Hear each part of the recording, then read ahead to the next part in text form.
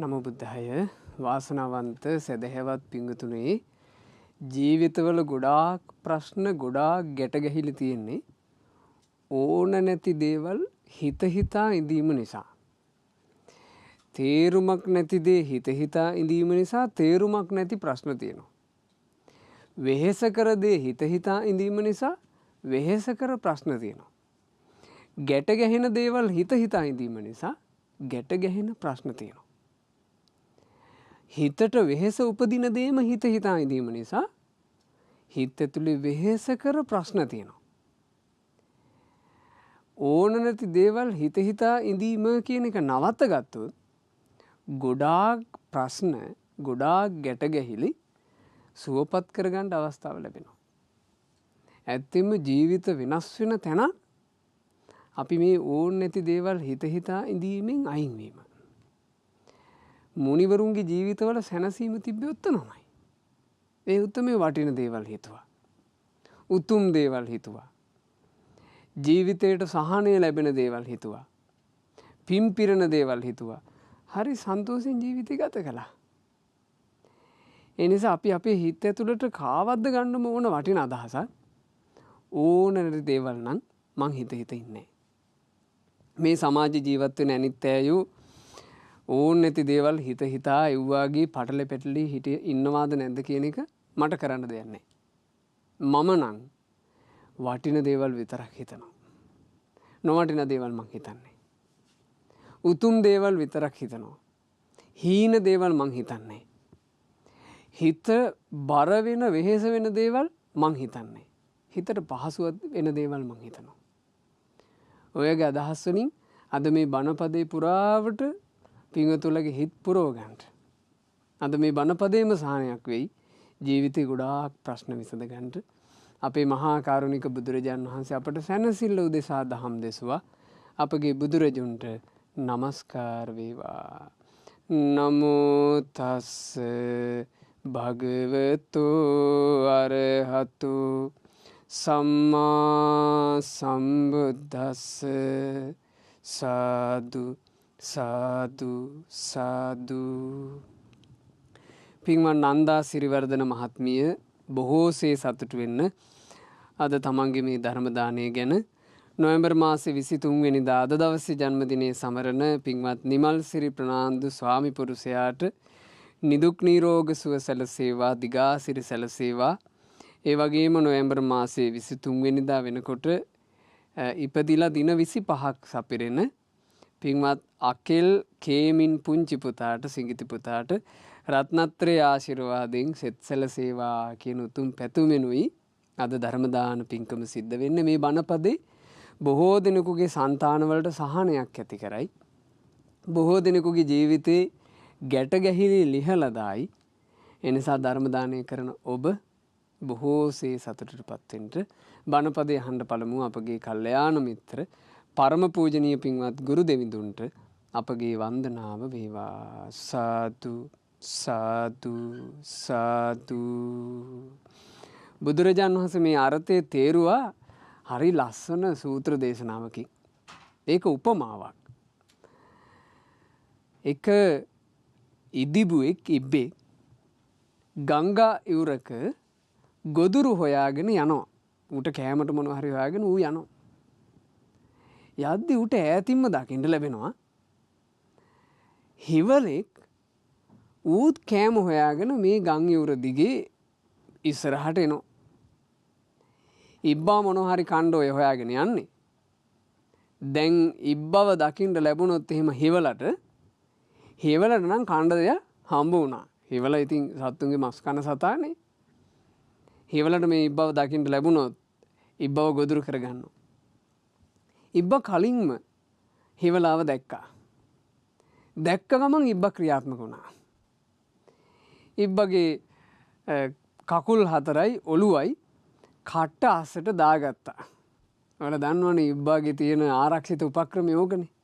ඌ ඔක්කොම ටික ඇතුළට දාගත්තා. එතකොටම හිවලා දැක්කා. ඉබ්බා තමන්ව දැකලා මේ අවයව ටික ඔක්කොම දාගත්තා නේද ඇතුළට. හිවලාව ළඟට ඇවිල්ලා ඔය ඉබ්බව එහෙම මෙහෙම පෙරළුවා. පෙරළුවට ඉබ්බා ඉන්නවා. වගක් නැතුව ඉන්නවා. ඉබ්බගේ හිතේ අදහසක් තියෙනවා. හිවලා කරන දෙයක් කරපු දෙයින්. හැබැයි මන්නම් මගේ එක අණ්ඩක්වත් එළියට දාන්නේ නැහැ. මං ඔළුව එළියට දාන්නෙත් නැහැ.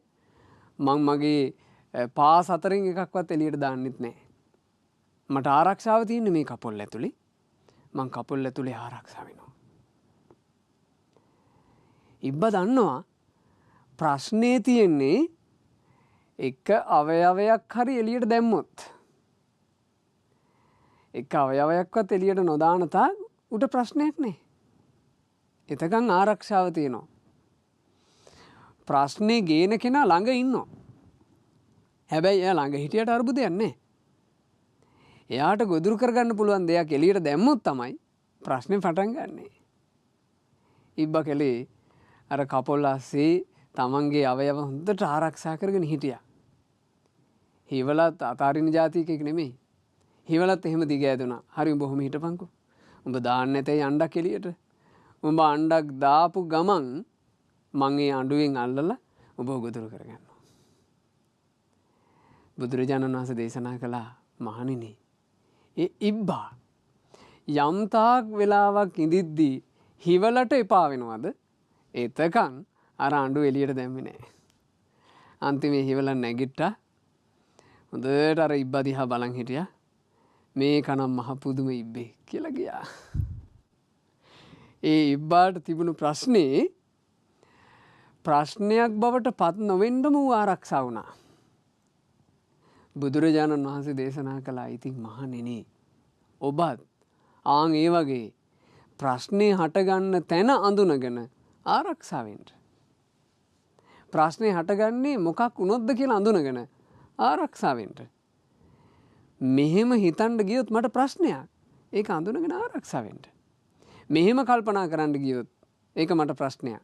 ආරක්ෂා වෙන්න. කුම්මෝව අංගානි සකේ කපාලේ තම කටුව තුලට අවයවයන් හකුලුවා ගන්නා ඉදිබුවෙක්සේ සමෝදහං භික්ඛු මනෝ විතක්කේ භික්ෂුවක් ලාමක මනෝ විතර්කයන් බැහැර කොට සිත තැම්පත් කර ගන්නවා නම් අනිසිතෝ අඤ්ඤ මහේට යනෝ තමන්ට පීඩා ගෙන දෙන කිසිදු හිතුවිල්ලක් ඇසුරු කරන්නේ නැත්නම් ඔහු කිසිවකට පීඩා කරන්නේ නැති කෙනෙක්.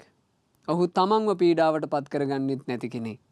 පරිනිබ්බුතෝ න උපවදේය කංචි. ඔහු කාටවත් ඇඟිලි දික් කර කර ඉන්නේ නැතුව සැනසෙල්ලේ පිරිනුවම් පානවා.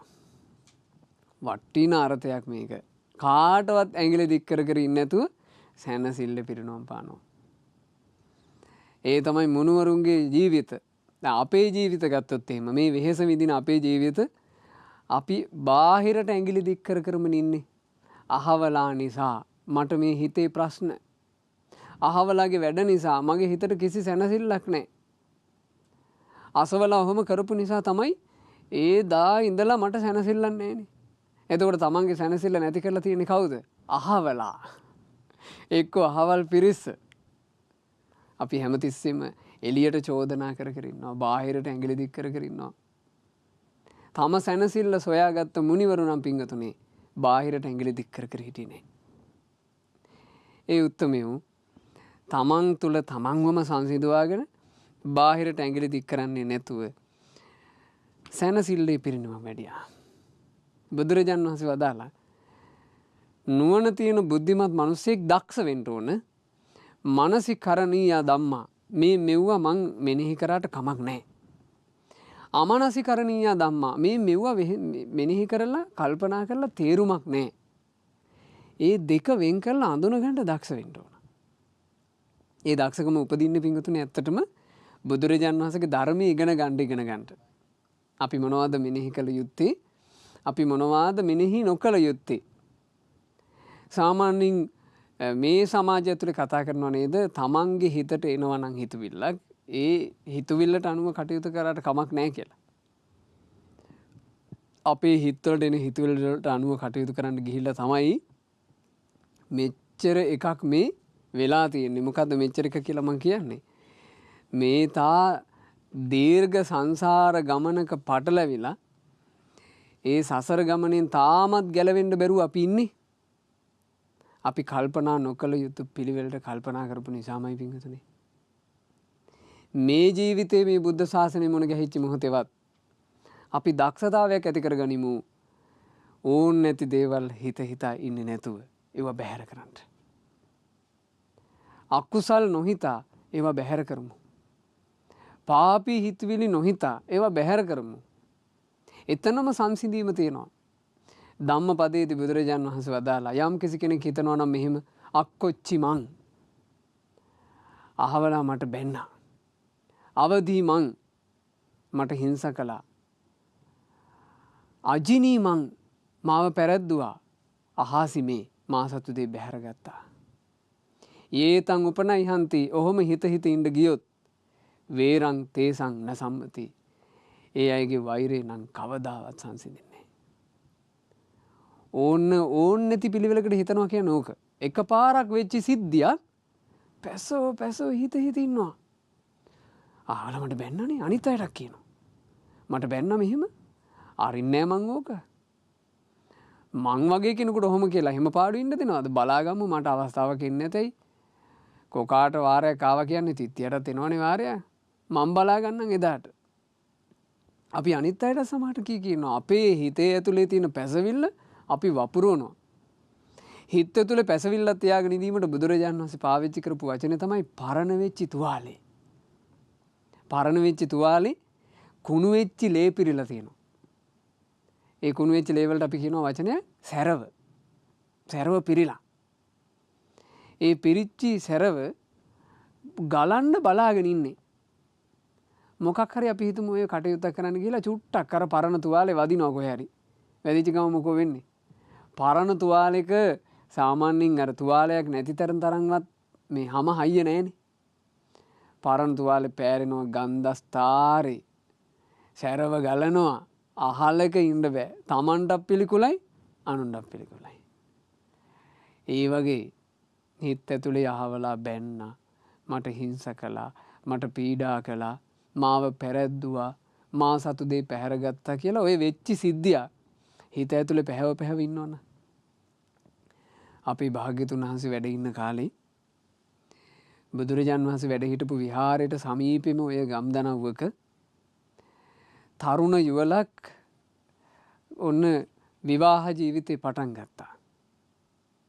මේ දෙන්නගේ ලෝකයට වැඩි කලක් ගත වෙන්න මත්තින් දරු පැංචෙක් එකතු වුණා. දැන් මේ බිරිඳ ගැබ්බ අරගෙන දෙන්නට හරි සතුටුයි.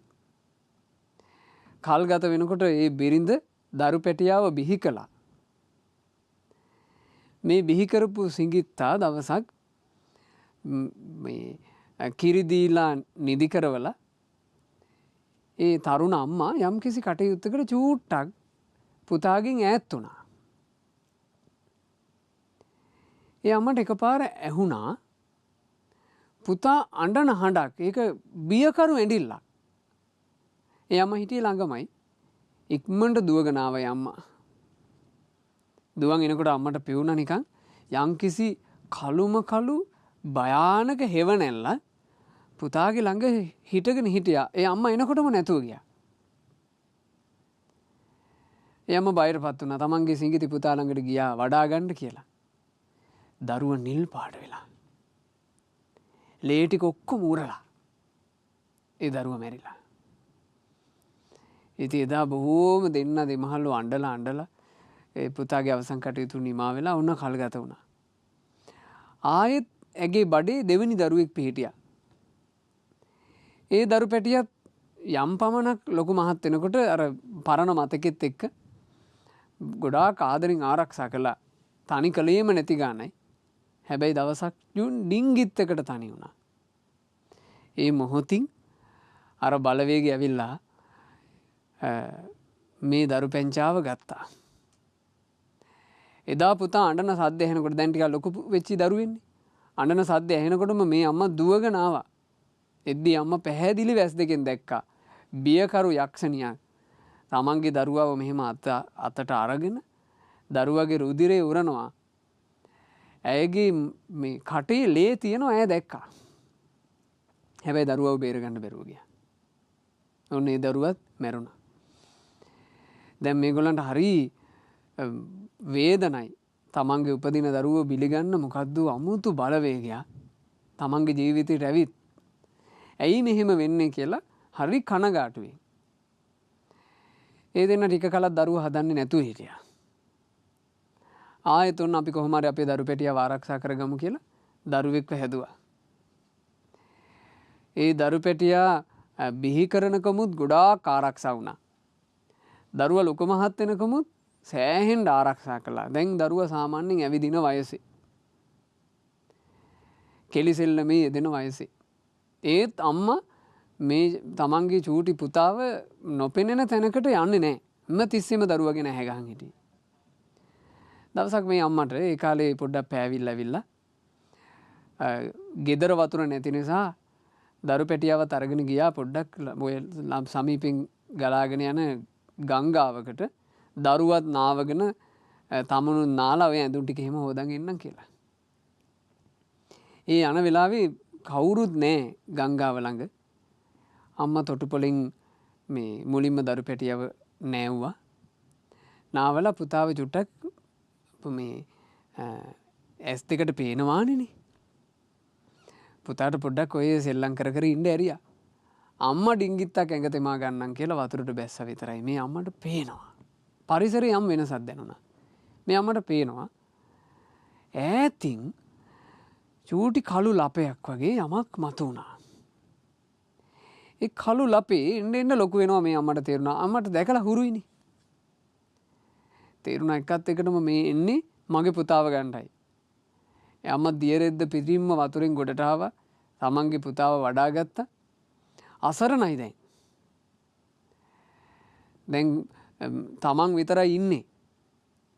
බේර ගන්න කිසි කෙනෙක් නැහැ. තමන්ගේ පුතාව ගණ්ඩයි මේ එන්නේ. වෙන මොන පිහිටක්ද කියලා දරු පැටියව වඩා ගත්තා දිව්වා එක පිම්මේ. එදා අර ආපු යක්ෂණියත් කොහොම හරි දරුවව ගන්නවා කියලා විත් තියන්නේ. යක්ෂණියත් අඛණ්ඩව පැන්නුවනේ. ඒ අම්මා දිව්වා. ඒ මොහොත අපේ ලෞතර සම්මා සම්බුදුරජාණන් වහන්සේ වෙහෙරේ පිරිසක් එක්ක බණ කියන වෙලාව. මේ අම්මා Taman දියරෙද්ද පිටින් ඉන්න කියන එකවත් ගාණක් නැහැ. දරු පැටියවත් අරගෙන දුවගෙන ගියා. බුදුරජාණන් වහන්සේ බණ කී ඉන්න තැන අනින් මිනිස්සුන්ට බාධාවක් වෙයිද ඒවා මේවා මුකුත් ඇයට ගාණක් නැහැ. කෙලින්ම දුවගෙන පැනගෙන ගිහින් බුදුරජාණන් වහන්සේගේ පායුග මේ ළඟ තමන්ගේ පුතාව තිබ්බා. ස්වාමීනි ඔබ වහන්සේට මගේ දරුවා බාරයි. ස්වාමීනි ඔබ වහන්සේට මගේ දරුවා බාරයි. අනේ මගේ දරුවව බිලිගන්න එනවා. බේරලා දෙනසේක්වා. ඒ දරු පැටියව එතන තිබ්බට පස්සේ අර ආපු බලවේගයට යක්ෂණියට විහාරේ දොරටුවෙන් ඇතුළට එන්න බැරි නිසා මොකද වෙහෙර ආරක්ෂා කරනවා දෙවි දේවතාවරු මේ වෙහෙර වැඩ ඉන්නේ සම්මා සම්බුදුරජාණන් වහන්සේ සංඝයා වෙහෙර ආරක්ෂා කරන නිසා දෙවි දේවතාවරු යක්ෂණියට ඇතුල් වෙන්න බෑ යක්ෂණී ගේට්ටුව ගාවේ හිටියා බුදුරජාණන් වහන්සේ අධිෂ්ඨානයක් කළා ඒ යක්ෂණියටත් මෙතෙන්ට පැමිණෙන්ට අවස්ථාව ලැබේවා ඒ යක්ෂණියව මේ සාමාන්‍ය ජනයාට පියවි ඇහැට හොඳින් පෙනේවා. බුදුරජාණන් වහන්සේගේ තේජසට ඒ යක්ෂණියට නොපෙනී යන්නත් බෑ. ඒ යක්ෂණිය ඇතුළට ආවා. අර බණහන පිරිස ඉස්සරහම දැන් එක පැත්තක මේ අර දියරෙද්ද ඇඳගත්ත අම්මා අඬ වාඩි වෙලා. යක්ෂණිත් ඇවිල්ලා බුදුරජාණන් වහන්සේගේ අභියස ඔළුව පාත් කරගෙන වාඩි වුණා. බුදුරජාණන් වහන්සේ වදාලා නහි වේරේන වේරාණි.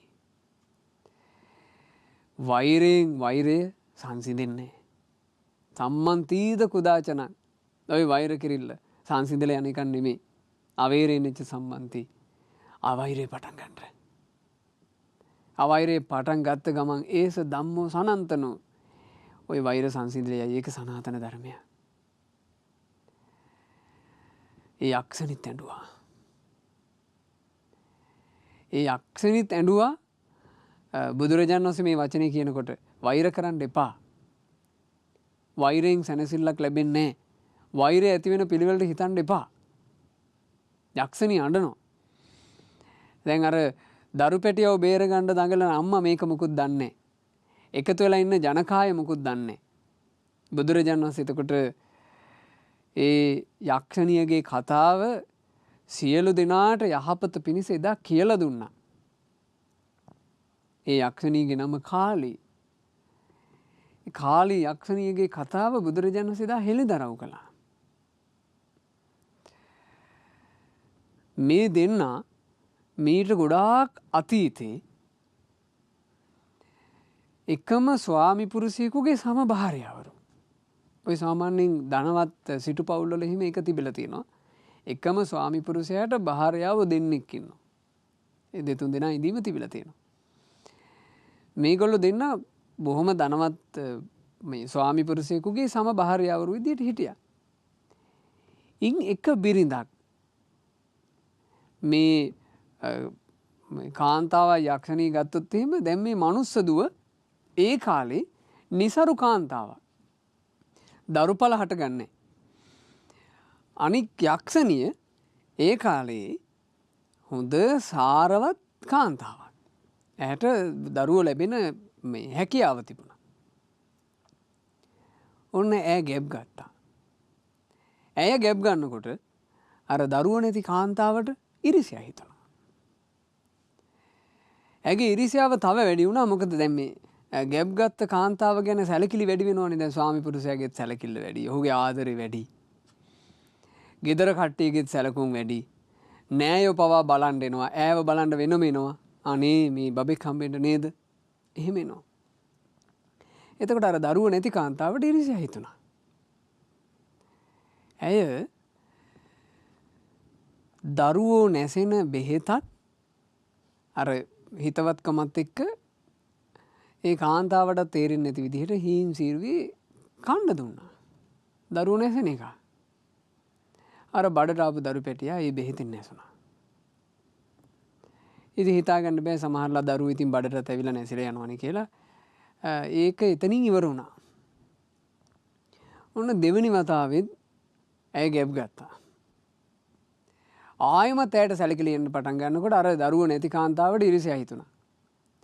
ඇය ආපහු අර වගේ බෙහෙතක් දුන්නා. ඒ දෙවෙනි වතාවේ අර සරු කාන්තාව යම් කල්පනාවක ඉඳලා මොකක් හරි මේකේ වෙන එකක් තියෙනවද දන්නේ නැහැ කියලා. අර කාන්තාව මේ ඛණ්ඩ යමක් දීපු මොහොතේ ඒක කාපු ගමන්ම බඩේ යම් වෙනසක් උනේ. දරුවා නැති වුණා. ඇය තේරුම් ගත්තා. මෙයා මට මොකක් හරි කරනවා. මේකෙන් තමයි පළවෙනි දරුවත් මගේ නැසෙන්න ඇත්තේ. ඇයි කොහොම හරි හිත එකලස් කරගෙන ඔන්න තුන්වෙනි දරුවෙක් ඇගේ බඩේ පිළිසිඳ ගත්තා. ඇයි මේ මොහොතේ ස්වාමි පුරුෂයාට ලං වෙලා කිව්වා හිමියනි මෙහෙමයි. ගෙදර කට්ටියට නොකියයි. අපි දැන් මේ අලුත් දෙයක්ුත් නෙමෙයිනේ. මට දැන් පළවෙනි දරුවෙක් හිටියා යත් නැති වුණා. දෙවෙනි දරුවෙක් හිටියා එයත් නැති වුණා. මේක ඇස් වහකින් කට වහකින්වත් වෙනවද දන්නේ නැනේ. අපි නොකියයිමු. ඇය ස්වාමි පුරුෂයාත් එක්ක විතරක් මේ කතිකාවත කියලා එතනින් දෙන්න නිහඬ වුණා. දැන් දරු පැටියා බඩේ වැඩෙනවා. කවුරුත් දන්නේ. හැබැයි කවුරුත් නොදැන මේක හංගන්න පුළුවන් යම් කාල සීමාවක්නේ. මාසෙ කීප යනකොට ඇගේ ශරීරය වෙනස් වුණා. දැන් උදරේ නිරලා එනවා. ඉතින් දකින්න ලැබුණා මේ තැනැත්ති ගැබ් අරගෙන. ඉතින් ගෙදරම කතිකාවත මේ ආපහු ආවා. මේ දූ ගැබ් අරන් නේද? පුතේ දැනන් හිටියේ නැද්ද කියලා දැන් ඔන්න කතාව ආවා. එතකොට අර ඉරිසියාකාර කාන්තාව දත් කූරු කාගෙන බලන් හිටියා. ඉතින් එහෙනම් මාව අඳුනගත්තනේ. ඉතින් තුන්වෙනි දරුවා මන් නැසයි කියලා නේද මට කිව්වේ නැත්තේ කියන අදහස ඇයට ආවා. හැබැයි තී දැනගත්තත් මං ඔය දරුවා නැසනවා. ඇය තුන්වෙනි වතාවේ අර දරුවෝ නැසෙන බෙහෙතක් අරගෙන ආවා. දැන් මේ කන කෑමකට ඇයට දාලා දෙන්න බෑනේ. ඇය දෙන කෑමක් දැන් කන්නේ නෑනේ. මේ ගැබ්බර අම්මා කන කෑමක් බලලා හොරෙන් අර බෙහෙත දැම්මා. ඒ අම්මා දන්නේ නෑ මේක කෑවා.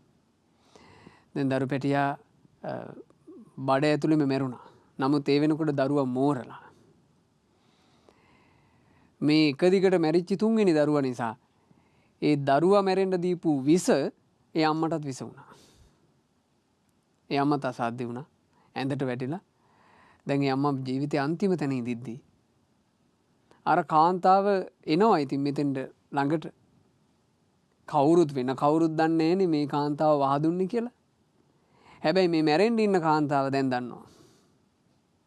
ඇයට මේ තමන්ගේ ළඟට ස්ත්‍රිය එනවා දකින්නකොටම හටගත්තනේ කේන්තිය. ඇය දත් කූරු කාගෙන ශපත කර කර ඇය වෛරයෙන් කිව්වා තී තමයි මගේ පළවෙනි දරුවත් නැසුවේ, තී තමයි මගේ දෙවෙනි දරුවත් නැසුවේ, තී මගේ තුන්වෙනි දරුවත් නැසුවා, තී මාවත් නැසුවා. දැන ගිය තී සංසාරෙන් සංසාරේ මං එනවා. සංසාරෙන් සංසාරේ මං එනවා. තී බලාගෙන ඉද්දී තීගේ දරුව මන් නසනවා. තීගේ දරුව නසලා තීවත් නසනවා මං මේක අරින්නේ නැහැ. බැඳගත්තනේ. අකුච්චි මං, අවදී මං, අජිනී මං, අහාසි මේ බැඳගත්තා. හිත ඇතුලේ පැහැවන දෙයක් බවට පත් කරගත්තා. ඒකෙන් පැහැව ඉඳලා මැරිලා ගියා. මරණින් මත්තේ පලි ගැනීම කියන සංස්කාරෙත් එක්ක තමයි මේ දෙන්න සසරට වැටුනේ. එක එක ඒ කියන්නේ අර එක්කෙනෙකුට එක්කෙනෙක් භක්ෂණය කරගන්න ජීවිතවලමයි ඉපදිලා තියෙන්නේ. දැන් ඔන්න ඒ එක කාන්තාවක් කුකුල් යෝනිය උපදිනවා කිකිලියක් වෙලා. කිකිලි පැටව දානකොට අනිත් එක්කෙනා උපදිනවනේ බැලලි වෙලා. පුදුම සසර ගමනක ආවේ. එකිනෙකා මරාගෙන ඉවරයක් නැතුව මේක ආවා. මේ ජීවිතේට එනකොට ඇය මනුස්ස දුවක් වෙද්දී අර තැනැත්තිය යක්ෂණියක් වෙලා. සසර. මේ තමයි සංසාරේ. මේ කාලියක්ෂණීගේ පුවත අපිට සංවේගය ඇති කරගන්න කරුණක්. අපිත් මේ ජීවිතවල අපිට යම්කිසි අසාධාරණකම් ආදී වෙනකොට ඔව්වා ලේසියෙන් අරින්න බෑ. එහෙම මේ නිකන් අරින්න දීලා නිකන් ඔළුවට අත හොදලා යන්න දෙනවද අපි එහෙම? අපේ මේ පෞල් පැලැන්තියට ගැලපෙනවද මේකේ? මගේ සමාජ තත්ත්වයට ගැලපෙනවද ගගා? අපි ඔවා පටලව ගන්නවා. ඕන නැති දේවල් පින්වතුනි ඕන නැහැ. අපිට බුදුරජාණන් වහන්සේ හිතන්න කොච්චර සුන්දර දේවල් කියා දීලා තියෙනවද? හිත ඇතුළට ඕන නැති හිතවිලි එනකොට ඔබ එසැනින් හිතන්න පුරුදු වෙන්න නෑ මේ හිතවිල්ල වැඩක් නෑ. මේ හිතවිල්ල මට කුසල් උපදින්නේ නෑනේ. මේ හිතවිල්ල මට යහපතක් පිණිස පවතින එකකුත් නෙමෙයි. මං හිතන්න ඕන මගේ බුදුරජාණන් වහන්සේගේ ගුණ. මං සරණ ගියපු මගේ බුදුරජාණන් වහන්සේ රාග ద్వේෂ මෝහ දුරු කරගෙන මේ සසරින් නිදහස් වුණා. උන්වහන්සේ අරහන්.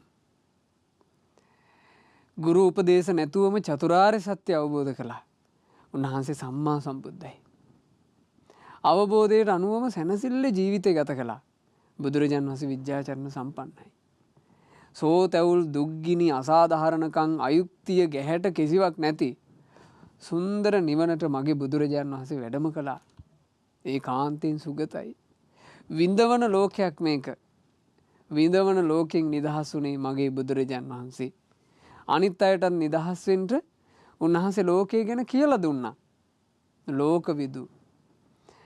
දමනය වෙන්න අසීරුව සංසාර ගමනේ වැටිලා සසර ගමනේ ගැට ගැහිච්චි සත්වයාට පිං තියෙනවා නම් බුදුරජාණන් වහන්සේ ඒ හැම දෙනෙක්ව දමනය කළ අනුත්තර පුරිස ධම්මසාරති.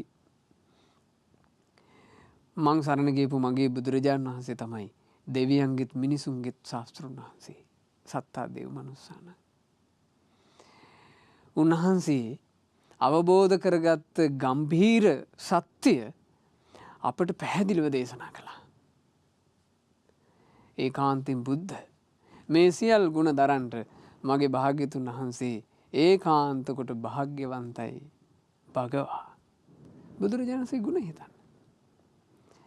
මේ බුදු ගුණ ටික මං කියන මොහොතේ පවා පින්වතුන්ලගේ හිතට අහන් ඉදීමෙන්ම සැනසෙල්ලක් ආවේ නැද්ද? ඉතින් ඔය සැනසෙල්ල ඔබට ඔබේ හිතින් විඳින්න පුළුවන්. බුදුරජාණන් වහන්සේ ගුණ හිතන්න. විවේකීව ඉන්න වෙලාවල් වල ධර්මයේ ගුණ හිතන්න. විවේකීව ඉන්න මොහොතවල් වල සාරිපුත්ත මහරහතන් වහන්සේ ගැන හිතන්න. මහා මොග්ගල්ලාන රහතන් වහන්සේ ගැන හිතන්න. ආනන්ද මුනිදු ගැන හිතන්න. පටාචාරාව ගැන හිතන්න. රහතන් වහන්සේලා රහත් තෙරණින් වහන්සේලා ගැන හිතන්න. සංඝයාගේ ගුණ හිතන්න. විවේකීව ඉන්නකොට Taman දීපු දාන මතක් කරගෙන ඉන්න. මෙහෙම දානයක් දුන්නා. කොච්චර ෂෝක් දානයක්ද? එදා ඒ දානෙදි කී දෙනෙක් සතුටු වුණාද? මම මෙහෙම විහාරේ මේ සංඝයාට දන් දුන්නා. එදා කොච්චර පිරිකර පූජා කළාද? එදා දානෙදි අපි පූජා කරපු අර වෑංජනේ ඒක හැම ස්වාමීන් මම වැළඳුවා. ඒක හරි රහට තිබ්බා. දීපු දාන මතක් කරගන්න. Taman ආරක්ෂා කරපු සීලය සිහි කරන්න. ජීවිතේ නොවැදගත් දේවල් නම් පින්වතුනි හිතෙන්න දෙන්න එපා. හිත කියලා කියන්නේ හරියට ඇහැ වගේ ආරක්ෂා කළ යුතු එකක්. ඒක මං හිතන්නේ වචනේ මං කිව්වේ ඔබට සරලව තේරුම් ගන්න. හිත ආරක්ෂා කළ යුතුයි ඇහැ වගේ. බලන්න අපි ඇහැ ආරක්ෂා කරගන්නවා. නොබැලිය යුතු රූපේ ඉස්සරහා අපි බලන්නේ. එහෙම නේද අපි ඇහැ රැකගන්නේ? බලන්න ඕනේ නැති රූපේ දිහා අපි බලන්නේ. නුසුදුසු වයස්වලදී පෙන්වන්න හොඳ නැති රූප අපි අපේ දරුවන්ට පෙන්වන්නේ නැහැ. අපි ඇහැ රැක ගන්නවා. අහන්න ඕනේ නැති දේ ඉස්සරහා අපි කන රැක ගන්නවා. අපි කන් වල ඇඟිලි ගහ ගන්නවා. එක්කෝ ඇහෙන තැනින් අපි ඈතට යනවා. අපි අහන්නේ. ඔය පාරකටට යනකොට අපිට එනවා ගන්ධස්තරයක් උහුලන්න බෑ. අපි නාහේ වහ ගන්නවා. එහෙම නේද අපි ආරක්ෂා වෙන්නේ. ඇස රූප වලින් රැක ගන්නවා වගේ. කන ශබ්ද වලින් රැක ගන්නවා වගේ. නාසය ගඳ සුවඳකින් ආරක්ෂා කර ගන්නවා වගේ. පින්වතුනි හිත හිතුවිලි වලින් රැක ගන්න. හිතට එන හිතුවිලි කියලා කියන්නේ හැම එකක්ම ගත යුතු ඒවා නෙමෙයි. හිත රැකගත යුතු විදිහ බලන්න බුදුරජාණන් වහන්සේ වදාළ විදිහ. ධම්මං ඤත්වා සති මුට්ඨා. යමෙක් සිහි මුලා වෙලා හිතින් යමක් හිතනකොට බලන්න. එයා හිතින් යමක් හිතන්නේ සිහි මුලා වෙලා. ධම්මං ඤත්වා හිතින් යමක් හිතනවා. හැබැයි සිහියක් නැහැ. මේ මම මොකද්ද හිතන්නේ?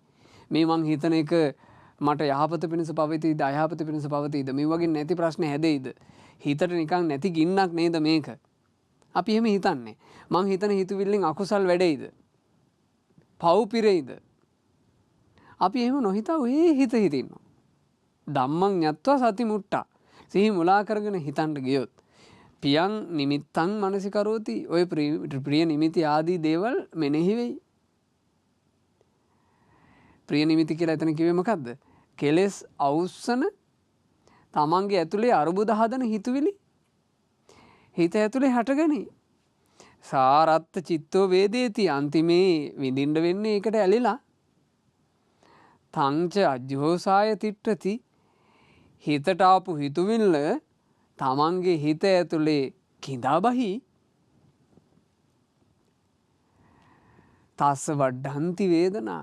ඊට පස්සේ හිතුවිල්ල තමයි ඔබට වේදනා අරගෙන ඉන්නේ. අනේකා ධම්ම සම්භවා.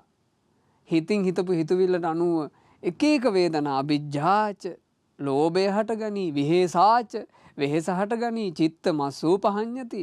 හිත පෙළන්න පටන් ගනී. එවං ආචිනතු දුක්ඛං. ওই විදිහට ඔබ හිතුවිල්ලක් මුල් කරගෙන දුක නම් එකතු කරන්නේ ආරා නිබ්බාණං උච්චති. ඒට කියන්නේ නිවනින් ඈතට යනවා කියලා. අපි ඕනේ නැති ඒවා හිතන්න වෙන්නේ මොකද්ද? නිවනින් ඈතට යනවා. ඉතින් බලන්න. ගෙවාගෙන ආපු සංසාරේ අපිට අමා දහම් පද දේශනා කරපු සර්වඥ වූ සුගත වූ ගෞතම සම්මා සම්බුදුරජාණන් වහන්සේ නියත විවරණ ශ්‍රී ලබද්දී මින් සාරා සංකේය කල්පලක්ෂයකට පෙර අපි ඒ කාලෙත් සසරේ ඒ කාලෙත් අපි සසර ගින්නෙම හිටියා. නිවනට ලං වුණේ. උන්වහන්සේ අම්මාව කර තියාගෙන මේ වීරෝදාර පුතෙක් විදිහට මහසයුර තරණය කරද්දී මින් 20 අසංකේය කල්පලක්ෂයකට පෙර අපි ඒ කාලෙත් සසරේ. අපි නිවනට ලංගුන්නේ අපි සසරේ. මේ ලෝකයට බොහෝ බුදුවරු පහළ වුණා. ඒ පහළ වෙච්ච බුදුවරු නිවනට ලං වී නිවනේ සැනසී පිරිනිවන් වැඩියා. මේ ලෝකේ බොහෝ රහතුන් බිහි වුණා. ඒ උත්තමයෝ නිවනට ලං වී නිවනේ සැනසී පිරිනිවන් වැඩියා. අපි තාම නිවනට ලං වෙලා නැහැ. අපි තාම සසර පැත්තටයි බර. කොතනද එහෙනම් මේ දෝෂේ තියෙන්නේ? ආරා නිබ්බාණං. අපි නිවනින් ඈත් වෙලා. හේතුව මොකද්ද? අපි නිවනින් ඈත් වෙන්න හේතුව අපි රැස් කරගෙන තියෙන්නේ නිවනට අදාළ ඒවා නෙමෙයි දුක් වලට අදාළ ඒවා. අපි කොහොමද නිවනට ලං වෙන්නේ? නසෝ රජ්‍යති ධම්මේසු ධම්මං යත්වා පතිස්සතු. හිතුවිල්ලක් හිතනකොට හොඳ සිහි කල්පනාවෙන් ඒ හිතුවිල්ල ගැන බලනවා නම් ඒ හිතුවිල්ලට හිත ඇලෙන්නේ. හිතුවිල්ලේ හිත පටලැවෙන්නේ. විරත්ත චිත්තෝ වේදේති. දුරස් කරගත්ත හිතින් ඒක විඳින්න පුළුවන්. හිතට රාග හිතුවිල්ලක් ආවට ඒක ඇලවෙන්නේ. ඒක දුරස් කරගත්ත එකයි. හිතට කේන්තියක් ආවට ඒක ඇලෙන්නේ අපේ හිතේ. දුරස් කරගත්ත එක විනා කේන්තිය වැඩක් නැහැ. මට අදාළ එකක් නෙමෙයිනේ. මොකටද මං කේන්ති ගන්න ඒවා හිතන්නේ? ජරා අසික්කිත හිතුවිල්ලක් එනවා. මොකටද මට මේ જાති හිතුවිලි? අම්මා ගැන හෙලා දැකලා හිතනවා. මොකටද මම මේ මාව උපද්දපු අම්මා ගැන මෙහෙම හිතන්නේ? අපිට දුරස් කරයි. තාත්තා ගැන හිතනවා මොකක් හරි සෞතු හිතුවිල්ල. මට ජන්මේ දීපු තාත්තා ගැන මං ඇයි මෙහෙම හිතන්නේ? අපි ඈත් කරනවා. සංඝයා ගැන හිතනවා මොකක් හරි ඕන් නැති හිතුවිල්ල. ඇයි ස්වාමීන් වහන්සේලා ගැන මම මෙහෙම හිතන්නේ? උන්වහන්සේලාගේ පාඩුවේ ගුණධම් වඩා ගන්න මහන්සි නැයිනේ. උන්වහන්සේලා වැරදි කරනවා නම් ඒක උන්වහන්සේලාට. මං ඕවා හිතන්න යන්නේ. අපි ඈත් කරනවා. තේරෙනවද මම කියන දේ? තව කෙනෙක් බැනපුවා මතක් වෙනවා. ඒ හිත අපිට මතක් කරලා දෙනවා. මතකද? අපිට අපි හිතමු උන්න ගමන් බිමන් යන පාරක යම්කිසි හන්දියකදී කවුරු හරි කෙනෙක් අපිට හොඳ පරුස වචන වලින් බැන්න. ආයෙ ඔය හන්දිය ගාවි යන්න බෑනේ. ඒ හන්දිය ගාවි යනකොට මතක් වෙනවනේ අරක. මෙතන දිනේ බැනුම් ඇහුවේ. එන්නේ නැද්ද? ඒක තියෙන්නේ කොහෙද? ඒක තියෙනවද අවකාශේ? නැහැ. අපිට කවුරු හරි බැන්න. ඒ බැනපු එකේ හන්දිය ගාව තියෙනවද අවකාශේ? නැහැ. අපි හිතමු අපේ තිබුණු සම්බන්ධතාවයක් අපි ගොඩාක් ආදරය කරපු කෙනා අපේ සම්බන්ධතාවයේ නැවැත්තුවා යම් තැනකදී. අදින් පස්සේ මේක ඉවරයි. ඒ සම්බන්ධතාවයේ නවත්තපු තැන සමහරලාට පණකෙන්ද තියනකම් මතකයිනේ. මෙතනදිනේ ඒක උනේ. ඒව කොහෙද තියෙන්නේ? ඒව තියෙන්නේ හිතේ. ඒව තියෙන්නේ හිතේ. ඒව වෙන කොහෙවත් නැහැනේ. ඒව වෙන ඒ හන්දිවල මිනිස්සුන්ගේ සංසිද්ධි තැම්පත් වෙලා තිබ්බනම් හන්දි ගොඩ ගැහෙනවනේ. ඒව තැම්පත් වෙලා තියෙන කාගාවද? දුර්වල මිනිසයාගේ හිත. එතන තමයි ඒව තැම්පත් වෙන්නේ. කුණු තැම්පත් වෙන්නේ කුණු වෙච්චි හිතවල. හිත කුණු වෙලා නම් කුණු ඒ වගේ ඇති. හිත ඩස්බින් වගේ නම් මේ ඉතින් ඩස්බින් වලට වැටෙන්න ඕන අදාළ දේවල් ඒකේ ඇති. පින්වතුන්ලා නම් කවදාවත් තමන්ගේ හිත ගඳ ගහන ඩස්බින් එකක් වගේ කරගන්න එපා. ලස්සන හිතුවිලි තියෙනවනේ ජීවිතේ. තමන්ට බැනපු, ද්වේෂ කරපු, තමන් එක්ක එල්ලි ආපු කෙනා ගැන පවා මතක් වෙනකොට ඔයාලා හිතන්නේ නෑ මේ හිතුවිලි වැඩක් නැති එකක් මට. මං මේ හිතුවිලි හිත ඉන්න ගියොත් එහෙම මට තාව සසරේ යන්නම ප්‍රශ්න හැදෙයි. මට ඒ බැනපු අය සුවපත් වේවා. මට ඒ කෙනෙහිලිකම් කරපු අය සුවපත් වේවා. ඒ අයටත් ඉක්මනින් මේ සසරෙන් නිදහස් වෙන්න ලැබේවා. හිතන්න. ඒ කියන්නේ මම මේ හිතන්න කියන අවවාදය මේ විස්තර කරපු කරුණු ඔස්සේ ඔයාලා හිතන්න. නැත්නම් ඔයාලට හිතේ එහෙම ස්වාමීන් වහන්සේ එහෙම අපිට වැරදි කරපු අයයන්ට එහෙම සමාව දීලා හරියනවද? ඔය එක එකේව හිතේ. ඉතින් ඔහොම හිත තමයි අපි මෙච්චර දිග සසරක ආවේ. වෙනස් කරගන්න ඉතින් ජීවිතේ. මේ බණපද ජීවිතේ වෙනස් කර ගැනීම උදෙසා මඟ පෙන්වීමකි වෙනස් කර ගැනීම ඔබට බාරයි. ජීවිතය වෙනස් කර ගන්නවද? පරණ ගියපු කලාවටම යනවද? ඒක ඉතින් තම තමන්ට බාරයි. මේ බණපදේ කියන මං වුණත් ඕන් නැති හිතවිලි හිත ඇතුලේ හිත එව්වයින් පැහැපැහැව ඉන්නවනම් මගේ හිතත් කුණු වෙනවා ඉතින්. පින්වතුන්ලා වුණත් තමන්ගේ හිත ඇතුලේ ඕන් නැති හිතවිලි නම් හිත ඉන්නේ. නැති ප්‍රශ්න හැදෙනවා පින්වතුනේ. තියෙන ප්‍රශ්න වැඩි වෙනවා, වෙහෙස උපදිනවා. දුක් සහිත සසරට ආයේ අවාසනාවන්ත විදිහට වැටෙයි. බුදුරජාණන් වහන්සේ වදාලා විරත් චිත්තෝ වේදේති, නොයලුණු හිතින් ඒ හිතුවිල්ල වින්දට නාජ්ජෝ සාය තිට්ඨති. ඒකට හිත ඇතුලේ රජකම් කරන්න බෑ. ඒක හිතේ බැසගන්නේ. යතාස්ස විජානතෝ ධම්මං. එයා හිතුවිලි හිතන ආකාරයෙන් සේවතෝ චාපි වේදනං. වේදනා විඳින ආකාරයෙන් කීයති. කෙලෙස් ගෙවිලා යනවා මිසක් නොපචියති. රැස් වෙන්නේ. ඒවං සෝ චරති සතෝ. ඔහොම තමයි සිහියෙන් හැසිරෙන කෙනාගේ ස්වභාවය. සිහියෙන් නම් ජීවිතය ගත කරන්නේ. මම මේ අද කියලා දීපු බණපදේ ගැන ඔබට සිහියක් තියෙනවා. ඔබ හොඳ සිහි කල්පනාවෙන් නම් ඔබේ හිත ගැන බලන්නේ. ඉතින් ඔබ අද ඉඳලා සිහියෙන් හැසිරෙන මිනිස්සේ. සිහියෙන් නම් හිතුවිලි හිතන්නේ. ඒවන් අපචිනතෝ දුක්ඛං. එයා දුක් රැස් කරන්නේ. එයා සැනසෙල්ල එකතු කරනවා. සන්තිකේ නිබ්බානම් විච්ඡති. අන්න ඒ බඳු කෙනාට නිවන ළඟ ඉන්නවා කියලා කියනවා. නිවනට ලං වෙන්න. බණ කියන අපිටවත් ලෝකේට මේ අමා දහම විවර කරපු සම්බුදුරජාණන් වහන්සේටවත් අනිත් අය නිවනට ලං කරන්න පුළුවන් හැකියාවක් තිබෙන්නේ නැහැ. නිවනට ලං වෙන්න පිළිවෙල බුදුරජාණන් වදාලා. ධර්මයේ තුල නිවනට ලං වෙන්න පිළිවෙල පෙන්වලා දීලා තියෙනවා. නිවනට ලං වෙනවද නිවනින් ඈත් වෙනවද කියන එක තම තමන්ගේ තීරණය. ප්‍රශ්න ලියා ගන්න හැටි ධර්මයේ කියලා දීලා තියෙනවා. ලියා ගන්න හැටි කියලා දීලා තියෙද්දි තව ගැට ගහ ගන්නවද කියන එක ඒක තමන්ගේ වැඩයි. ලියා ගන්න කියලා දෙන පිළිවෙලට තමන්ගේ ප්‍රශ්න ලියා ගන්නවද කියන එකත් තමන්ගේ තීරණය. එක පවුලකට අලුතින් විවාහ වෙලා ගියා තරුණියක්. නව යේලි ගෙදරකට අලුතින් ගියපු යේලිය.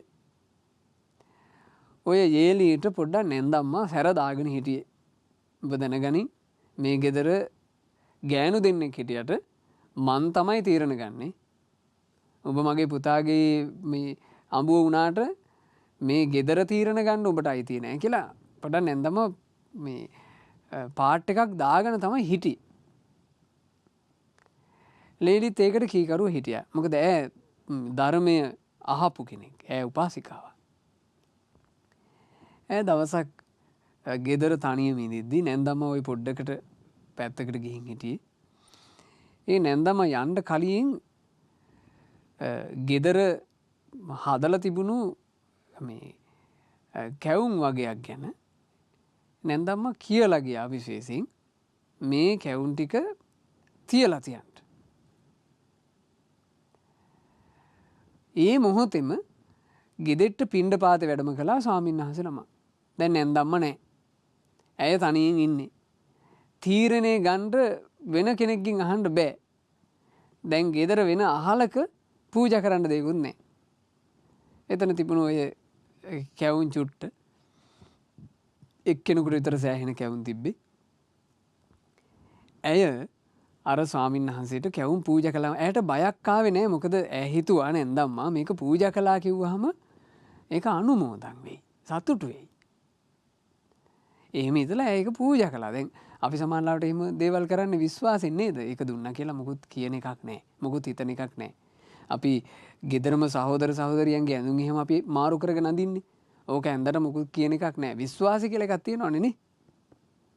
අපි සමහරට යාළුවගේ ෆෝන් එක අරගෙන අපි පාවිච්චි කරනවා. අපි යාළුවා නිසා අපිට විශ්වාසයක් තියෙනවා නෑ මේක ගත්තට යා මොකුත් කියන්නේ නැහැ. අර එහෙම එකක් තියෙනවනේ. ඇයි එහෙම කළේ? ඒ ස්වාමීන් වහන්සේට කැවුම් පූජා කරලා එය වන්දනා කළා. නැන්දම්ම ටිකකින් ගෙදර ආවා. ආව ගමන් නැන්දම්ම බැලුවා අර කැවුම් ටික. කැවුම් නෑ. නැන්දම්ම ලේලිගෙන් ඇහුවා කෝ මෙතන තිබ්බ කැවුම්? අනේ අම්මේ ස්වාමින්වහන්සේ නමක් වැඩියනේ. මං ඒ ස්වාමින්වහන්සේට කැවුම් පූජා කළා. ගෙයි අහලක වෙන දෙයක් දෙන්න තිබෙන්නේ නෑනේ. දැන් මම යනකොට උඹට මොකද්ද කියලා ගියේ? එතකොට ඇය කිව්වා නැන්දා මේ කැවුම් තියන්න කියලා තමයි කිව්වේ. නමුත් පූජා කරන්න දෙයක් නැති නිසා මං කැවුම් පූජා කළා. දැන් මේ ගෙදර තීරණ ගන්නේ තීද මන්ද? ඔන්න ඇවිලුණා. වටපිට බැලුවා බලනකොට පැත්තක තිබුණා අර දොර හරහට මේ දාන දොරපොල්ල. නැන්දම ගත්ත දොරපොල්ල ගන්නවා දකිද්දිම අර ලේලි තිගැසෙන්න ඇති. ඇය බේරෙන්න ඇගේ ශරීරේ පාත් කළා. එතකොටම මේ දොරපොල්ලෙන් දමලා ගැහුවා. ඒ දොරපොළු පාර ඇයට ලේලියගේ මාරාන්තික පහරක් විදිහට වැදුනේ. ඇය එහෙම ඇදගෙන වැටුණා. ඇයට සිහි කල්පනා වෙනකොට බේරගන්න අමාරු මට්ටමක දරුණු තුවාලයක් ඇඳේ වැටිලා. ඇව වෛද්‍යවරු බලන්න ඇවිත් ඇයට ප්‍රතිකාර කරනවා. නමුත් ඇය අනිත් පැත්තට බරයි. දැන් කට්ටිය ඔක්කොම දැනගෙන මේ නැන්දම්ම මේ දොරපොල්ලෙන් ගහලා තමයි මේක වෙලා තියෙන්නේ. ඇයව බලන් එන ඇගේ ගෙදර අය ඇයට මොනවා නොකියන්න ඇද්ද? ඇගේ අම්මා එහෙම කොහොම අඬ කෑ ගහන්න ඇද්ද මේ මගේ අහිංසකයෙකුට දොරපොල්ලෙන් ගහලා මේ ගෑණිට හොඳක් වෙන්න එපා. ඔහොම කියන්න නැතුව ඇද්ද? ඇගේ එහෙලියෝ එහෙම ඇවිල්ලා ඔය හැතිරිට නම් හොඳක් වෙන්න එපා කිය ඇගේ අත් අල්ලගෙන කතා කරන්න නැතුව ඇද්ද? ඇයට අනිත් අයකින් ලැබෙන්න ඇත්තේ තමන්ගේ හිත රැකගන්න උදව්වක්ද? රැකගෙන ඉන්න හිතත් අවුල් වෙන දේවල්ද?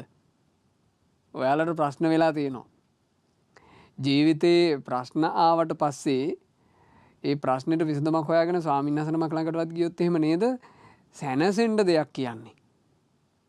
නැත්තම් බලන්න පවුල් වල අය මොනවද ඇවිල්ලා කියන්නේ කියලා. ලේසි ගෙදරක ඉන්නවද? ඕ යවා තැල්ලා දාමු ඕක තේරුම් නැහැ. එහෙම කියන අය ඉන්නවද? එහෙම ඉන්නවනම් ඉතින් පවුල් සංස්ථාව ගැන සතුටු වෙන්න.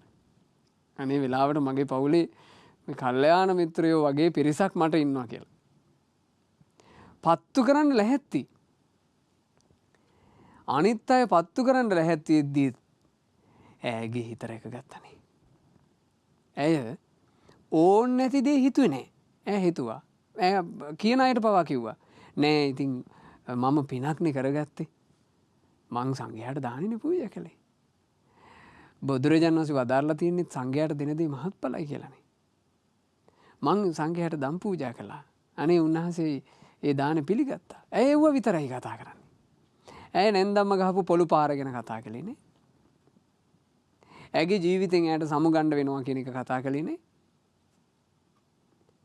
ඇය තමන්ගේ ළඟට එන කාටවත් ඇයට වෙච්ච විස්තරේ අඬා කිව්වේනේ. බලන්ටකෝ කියලා කිව්වේනේ. හිත රැකගත්තා. ඇගේ ප්‍රශ්නේ සසරට නොවැටෙන ප්‍රශ්නයක් විදියට එතනින් ඉවර වුණා. බුදුරජාණන් වහන්සේ වදාළේ අක්කොච්චි මං අවදි මං අජිනි මං අහාසි මේ. අසවලා මට පහර දුන්නා. අසවලා මට බැන්නා. අසවලා මාව පරාජයට පත් කළා. මා සතු දේ පැහැරගත්තා කියා යේ තං න උපනයිහන්ති. එසේ යමෙක් නොසිතත් නං වේරං තේසූප සම්මති.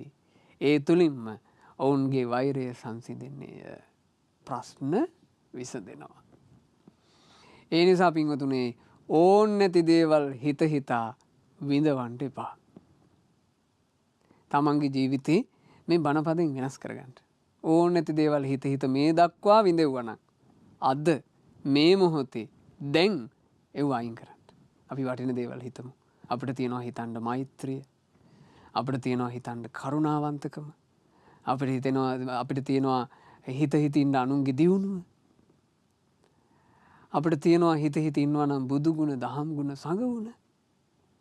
අපේම ජීවිතේ කරගත්ත පින්, අපි ආපු බණපද අපිට කොච්චර තියෙනවද හිත හිත ඉන්න දේවල්. හිත හසුරුව ගන්න බැරි තිරිසනෙක් තිරිසන් ජීවිතයක් ලබලා තිබ්බනම් මේ කතාව වළංගු නැහැ. අපිට අපේ හිත හසුරු ගන්න පුළුවන් නේ. ඒ නිසා ඕන් නැති දේවල් හිත හිතා විඳවන ජීවිතින් නිදහස් වෙන්න මේ බණපදේ හැම දිනාට ආශිර්වාදයක් වෙත්වා. වටින සුන්දර හිතුවිලි වලින් හිත පුරව ගන්නට මේ බණපදේ ආශිර්වාදයක්ම වෙත්වා. අර මේ පොළු පහර කාපු ඒ ස්ත්‍රියාව ලෙඩ ඇඳට වෙලා මරණාසන්නවත් වටින දේවල් හිත හිත ඉඳලා ඈ මිය පරලෝ ගියා. ඇගේ ශරීරය බේරගන්න කාටවත් බැරි වුණා. ඇගේ ශරීරය බේරගන්න ඈටත් බැරි වුණා. හැබැයි ඇගේ හිත බේරගත්තා. මරණින් මත්තේ තව්තිසාවේ දේවතාවියක් වෙලා ඈ උපත ලැබුවා. රැක ගන්න තමන්ගේ ජීවිතේ අපිට මේ බණපදේම ආශිර්වාදයක් කරගෙන ගෞතම බුදුරජාණන් වහන්සේගේ ශාසනය තුල පිහිටක් සලස ගන්නට චතුරාර්ය සත්‍ය අවබෝධයෙන් සැනසෙන්න වාසනාව ලැබෙත්වා. සාදු සාදු සාදු. රැස් කර ගන්නට යෙදුණු උතුම් ධර්ම දාන පින අනුමෝදන් කරමු දෙවියන්ට. සක් දෙවිඳුන් සතරවරම් දෙවියෝ සෙම්පති දෙවිවරු ඇතුළු සදෙව්ලෝක වාසී දෙවිවරු අපගේ හිත කැමති ඉෂ්ඨකාමී දෙවියෝ ලංකා භූමිය රකින්න සොමන සමන් දෙවිඳුන් කතරගම දෙවිඳුන් ආදී කොට ඒ ප්‍රදේශ පළාත රකින්න දෙවියෝ මේ පින් අනුමෝදන් වෙත්වා. දෙවියෝ දෙව් සැපයෙන් වැඩෙත්වා. මේ ලොකු කුඩා හැම දෙනෙක්ව දෙවියෝ ආරක්ෂා කරත්වා. සාදු සාදු සාදු.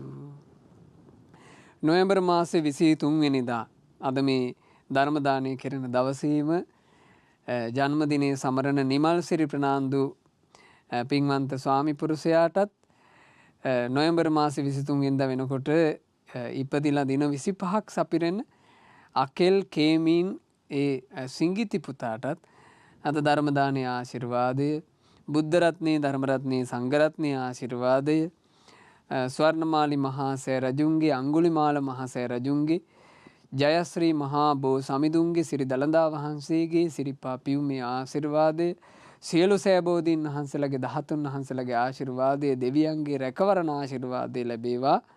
නිදුක් නිරෝග සුව සම්පත්තිය දිගාසිරි සම්පත්තියම වේවා. ගෞතම බුදුරජාණන් වහන්සේගේ ශාසනය තුල පිහිට සලසා ගන්නට ඒ පින්වත් අකෙල් කේමීන් සිඟිති පුතාටත් පින්වත් නිමල් සිරි ප්‍රනාන්දු මහත්මයාටත් වාසනාව භාග්‍ය ලැබේවා කියලා අපි ආශිර්වාද කරනවා, සෙත් පතනවා. රැස්වුණු පින අපගේ පරම පූජනීය පින්වත් ලොකු ස්වාමීන් වහන්සේට අනුමෝදන් වෙත්වා. ධර්ම දානය කරන පින්වතුන් බලාපොරොත්තු වෙනවා දේශකයන් වහන්සේටත් සෙත් පතන්න. පින්වතුන්ගේ ධර්ම දානය අපි බොහොම සතුටින් අනුමෝදන් වෙනවා. මහමෙවුනා වාසී රට්ලෝ වාසී මහසඟරුවනටත් අනගාരികා මෑණිවරුන්ටත් පැවිදි අපේක්ෂාවෙන් සිටින දරුවන්ටත් ධර්මාවබෝධයටම වාසනාව ලැබෙත්වා. සාදු සාදු සාදු. රැස් කරගන්ට යෙදුනා වූ උතුම් පින නන්දා සිරිවර්ධන මහත්මියගේ නමින් මින් 24 වර්ෂයකට ඉහතදී මිය පරලෝ ගිය පින්වත් සොපිනෝනා මෑණියන්ට සහ මින් වසර 26කට ඉහතදී මිය පරලෝ ගිය අන්දිරි සප්පුහාමි පියාණන්ට පින් අනුමෝදන් වෙත්වා. නිමල් සිරි ප්‍රනාන්දු මහත්මයාගේ නමින් මිය පරලෝ ගිය පින්වත් විමලින් මෑණියන්ට සහ වයිමන් පියාණන්ට පින් අනුමෝදන් වෙත්වා. ඒ ඇතුළු කොට නන්දා සිරිවර්ධන මහත්මියගේ නමිනුත් නිමල් සිරි ප්‍රනාන්දු මහත්මයාගේ නමිනුත් මේ ජීවිතේ අනන්ත සසරේත් මියගිය සියලු ඥාතීන්ට පින් අනුමෝදන් වෙත්වා. ඔබ අප කාගේත් නමින් මියගිය ඥාතීන් පින් අනුමෝදන්ව පරලෝ සැපේ ලබත්වා. ඉක්මන් භවයකදීම සංසාර දුකින් අත් මිදෙත්වා කියන පැතුමින් පින් පෙමිනවීම සිද්ධ කරන්නට අද ධර්ම දානයේදී මූලිකත්වයේ ගත්තේ නන්දා සිරිවර්ධන මහත්මිය. බොහෝසේ සතුටු වෙන්න බොහෝ මිනිසුන්ගේ හදවත්වල වෙහෙස විඳ විඳ ඉන්න තැනක් සුවපත් කරන බණපදයක් අද තමන්ගේ ධර්ම දානයේ විදිහට ලෝකයටම දන් දෙන්න තමන්ට වාසනාව ලැබුණා. නන්දා සිරිවර්ධන මහත්මියට, නිමල් සිරි ප්‍රනාන්දු මහත්මයාට, පවුලේ සියලු දෙනාට මේ සියලු පින්වල ආශිර්වාදයෙන් සෙත් සැලසේවා. ශ්‍රද්ධා මාසික ධර්ම දාන සමාජික පින්වතුන්ට, ශ්‍රද්ධා කාර්ය මණ්ඩලයේ පින්වතුන්ට නිරන්තරයෙන් බණහන ඔබට කිසි උවදුරක් කරදරයක් නැතුව දිවිගමනයේ කරනු ලබන රැකිරක්ෂා ආදිය සාර්ථක කරගන්න ලැබේවා. දූපතුන් ගෙගිනින් ආදිය සාර්ථක වේවා. පේන නොපෙනෙන කරදර දුරු වේවා. ඊ타ම හොඳින් පින් කරගෙන ඊ타ම හොඳින් දහමේ හැසිරී ගෞතම සසුනේ පිහිට ලබන්නට හැම දිනාට වාසනාව ලැබේවා. තෙරුවන් සරණයි. නමෝ බුද්ධාය.